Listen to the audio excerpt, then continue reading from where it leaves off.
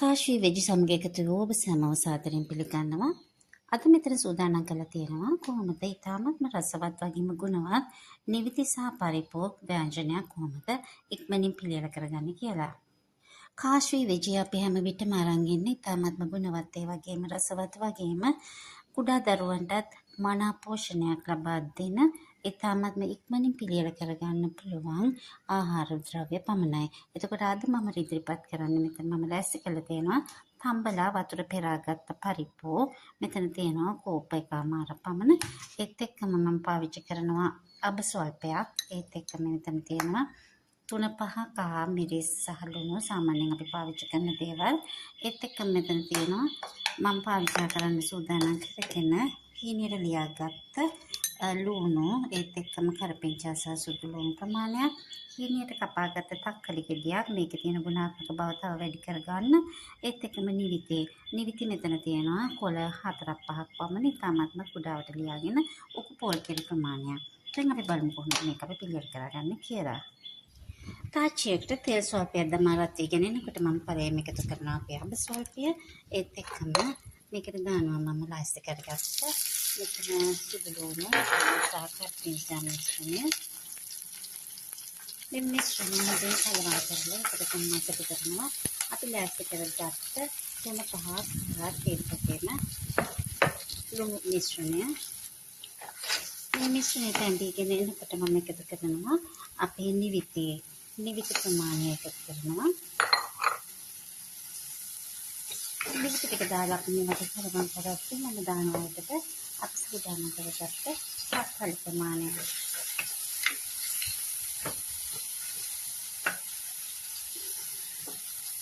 මෙම මිශ්‍රණයට මම දැන් එකතු කරනවා අපි තම්බලා වතුර කරාගෙන ලෑස්ති කරගෙන තියාගෙන තිබ්බ අපේ පරිප්පු මිශ්‍රණය.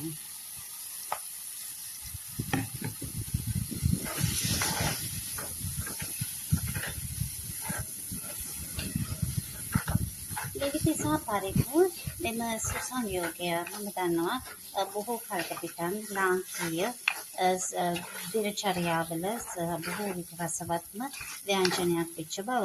ඒකට අපි තව රසවත් කරන්න එකතු කරනවා තක්කලි. ඒ වගේම මේ වගේ ඉතාමත් ස්වල්පයක් තෙල් එකතු කරගත්තාම මේකේ තියෙන රසය ඉතාමත් වැඩි කරගන්න පුළුවන්. මේ ඔක්කොම මිශ්‍රණය එකතු වුණාට පස්සේ අපිට පුළුවන් එකතු කරගන්න අපි සූදානම් කරගත්ත උකු පොල් කිරි ටික.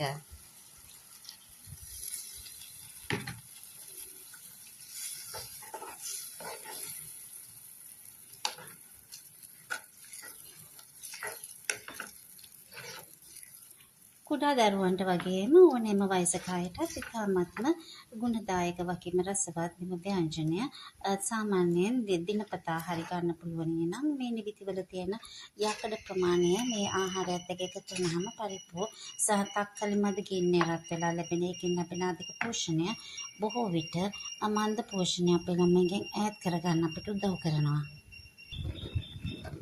පොල් කිරි මදක් උකු වීමට තබා මේ ගත්තට පස්සේ තමයි අපේ ව්‍යංජනය දිස්වන ආකාරය අපි බලමු දැන් අපි කොහොමද මේක සර්ව් කරන්නේ කියලා. සාමාන්‍යයෙන් ඕනෑම අයෙකුගේ ප්‍රියතම ආහාරයක් තමයි පරිප්පු ව්‍යංජනය.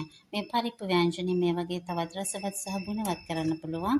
ඊටමත්ම යකඩ අධික නිවිති සහ තක්කලි ස්වල්ප වශයෙන් ඇති කරලා මේ වගේ ගුණවත් ඒ වගේම පෝෂක ගුණය පිරි ආහාරයක් ඉක්මනින්ම ළමයින්ට ලබා දෙන්න පුළුවන්. ළමයින්ගේ යකඩ ඌර්ණතාවය තියෙන දරුවන්ටත් මේ වගේ ආහාරය දිනපතා එකතු කරගන්න පුළුවන් නම් ඒගොල්ලන්ගේ යකඩ අවශ්‍යතාවය මේකෙනුත් පරිමහ ගන්න පුළුවන්.